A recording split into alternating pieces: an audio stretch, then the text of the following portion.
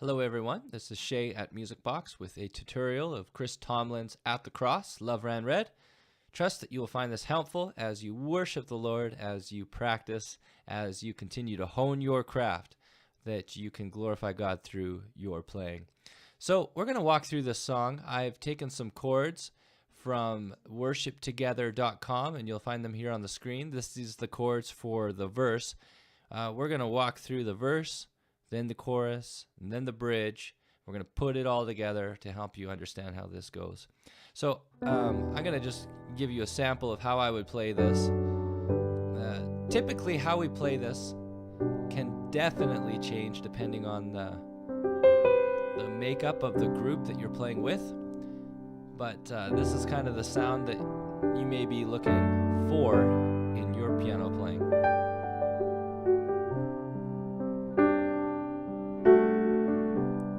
So what we have here is we've got the E minor chord at the start.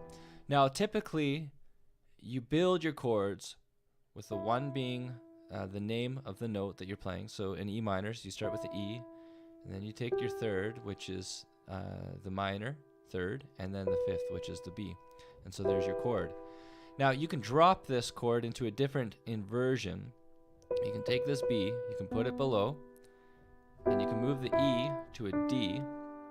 And this is a beautiful E minor 7 chord. And so typically I would play this. It fits in a lot of our modern worship music. So there's your E minor chord, but you can make it a 7 right there. The next is a D over F sharp. Now, when you see a D slash F sharp or an A slash C sharp, the first letter is going to be your chord at the top, your right hand chord. So here we have a D, and then you're going to have an F sharp bass in the left hand. So there it is. So here's your E minor 7, D over F sharp, and here's your G chord. Now all I did was I kept this D the same. Here's my 1, 3, 5, and I just moved my third finger to the G and my fifth finger to the B. Just like that. Then we have a G over B. Again, that's the G in the right hand. So I'm going to move the inversion down. I'm going to play a B in my left hand, but I'm going to play a G right here. I'm going to explain how this works. Whenever you see a slash chord again, typically you could play the octave, but you could also play a sixth. So instead of the fifth, which just clashes, you stretch it, and you have this chord right there, G over B. So again, if you were playing a D over F sharp, there's your octave, here's the fifth clashes, stretch it, and it works. So that's some of the ways that you could play those D over F sharp, G over B. You'll see it with an A over C sharp. So trust that's helpful as you practice. So here's the E minor 7, D over F sharp, G. Here's the B bass again, and then C2. So all I've done in the left hand is I've moved my first finger, and then 1, 2, 5. So this is the 2 for your C2. So from the top,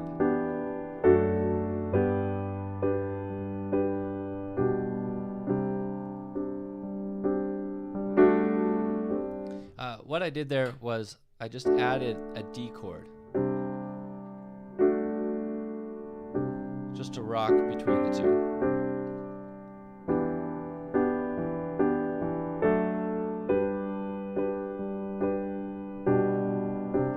We'll rock to the D again. All the love. So what I'm playing there is a fifth in the left hand, 1, 3, 5. There's our C2 again, 1, 2, 5. There's the 2.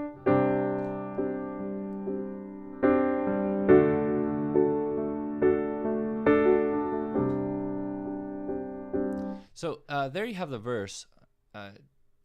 there's a few ways that I'm going to go back and show you how you can flower it up, but we're going to move on to the chorus now. And chorus is very simple. Starts with a C2 to the G. So what happens is here's the C. If you were really building, you take the octave. But when you're maybe playing more reflectively, you can play the fifth in the left hand. And then here's your C, there's your 2, there's your 5. And then all you have to do is for your right hand, take the C and move it to the B and give yourself a G bass. At the cross, I serve. See what I did there? You hardly have to move. I'm in awe of you. Now, here I play the fifth again in my left hand, and then I'm playing a D, 2, 5. And then we're on to this A minor 7. Now, a quick way to understand seventh chords is here's your A, there's your minor third, your fifth, and here's your 7. So if you take the A out, you're actually left with a C chord.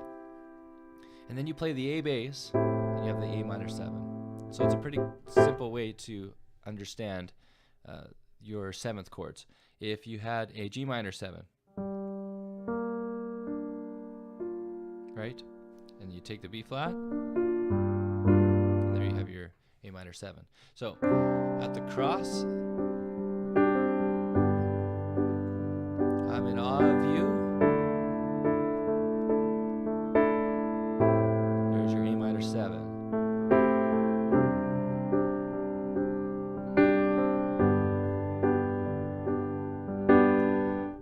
See, in the left hand, you can walk sometimes. Right? There's your left hand adding that.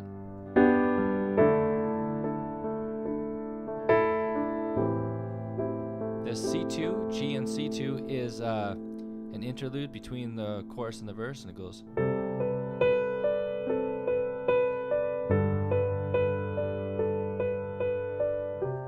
Right? And you can play that however you want, but that's just the musical interlude between it. So there you have the chorus. Let's move on to the bridge. This is often played with much enthusiasm. It's a declaration of our hope being found in Christ. And so the chords again are quite simple. There's your C2, but you probably will play the octave. And then the E minor 7, again, an octave, and there's your right hand.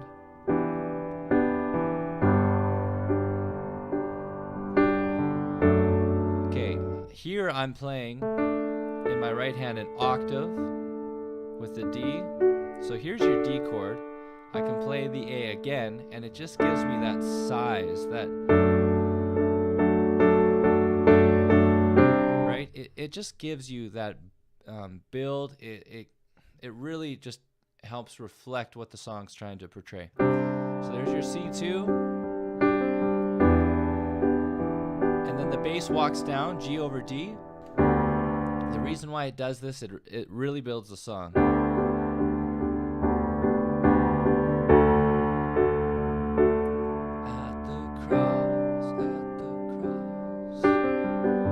So there you have it. There you have all the different parts.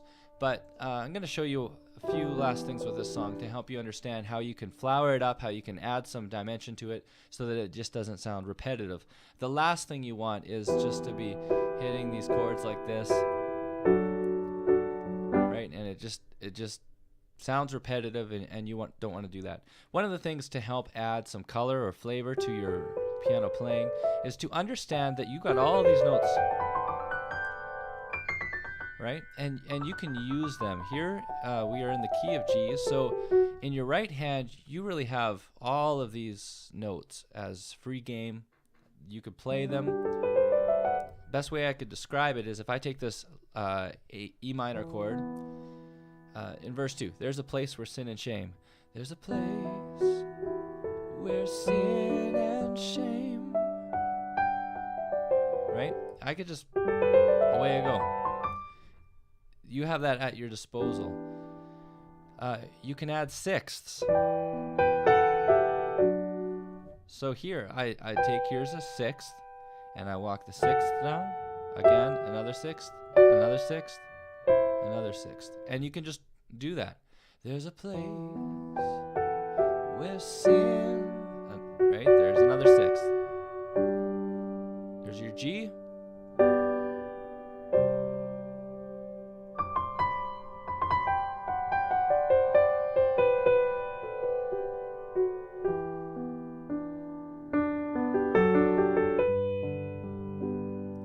So do you get that? You could just play around. If you're playing though in a band where there's an electric guitar or someone else taking a lot of those extra riffs, then it may not be appropriate for you to add them in there. But if you're just playing and there's not a lot to it, you can add this, but make sure you're adding it around the vocal. So you want to go, there's a place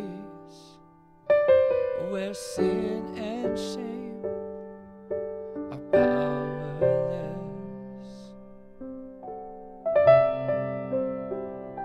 Right? You want to play around it.